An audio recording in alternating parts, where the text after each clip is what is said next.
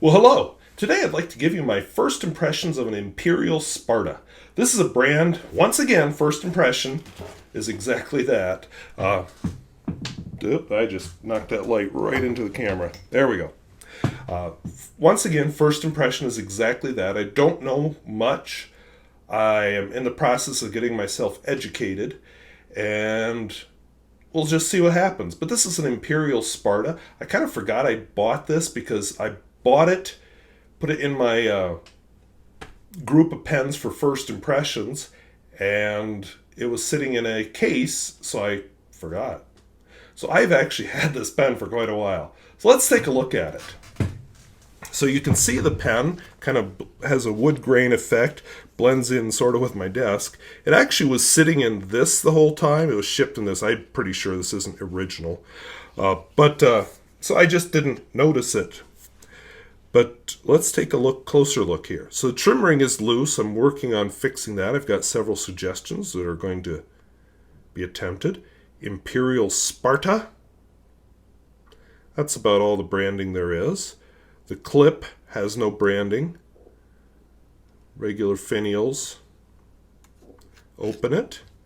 Reveals that it is most likely a piston filler. Let's see here. The nib is a gold nib. It's an Imperial 14 karat and 585. And I'm fairly certain that's an ebonite feed.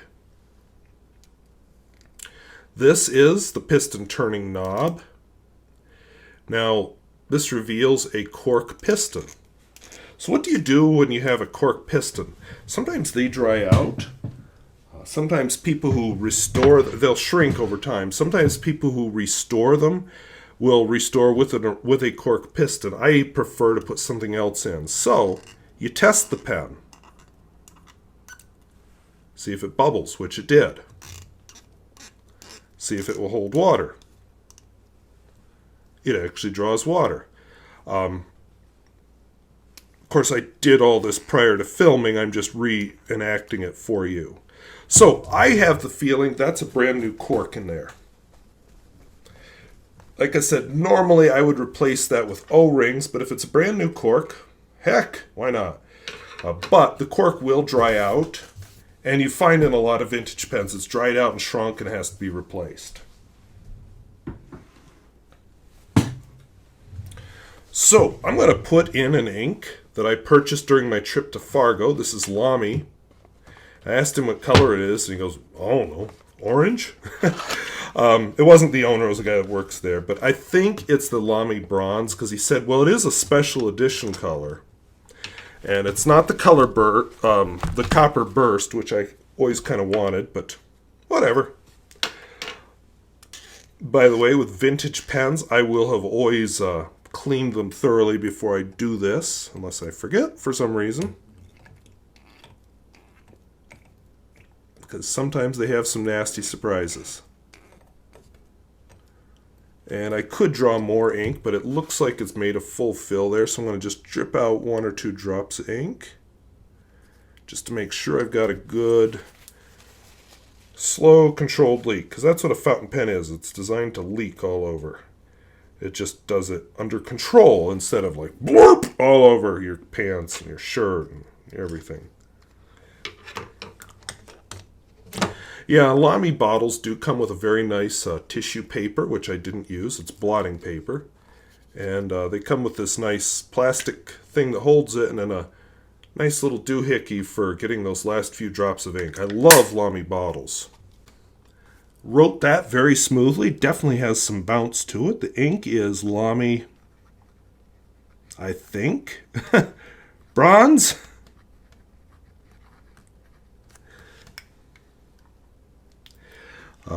As far as flex, you see it.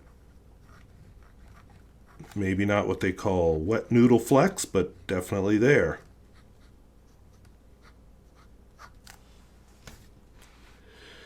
As far as wetness and flow,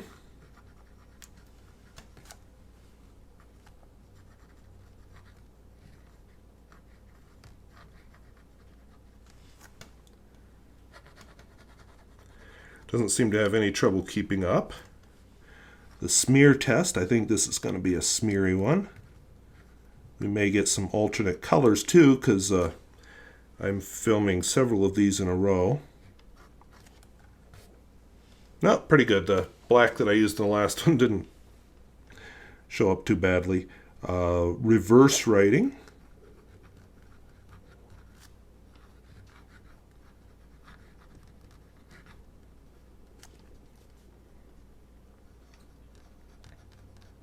Surprisingly smooth and definitely extra fine. And finally, the world famous Peer Gustafson test.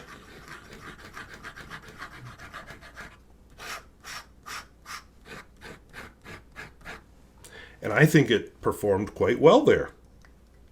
So, quite a pleasant little surprise. I think it's really attractive. I love the finish. I like the nib a lot.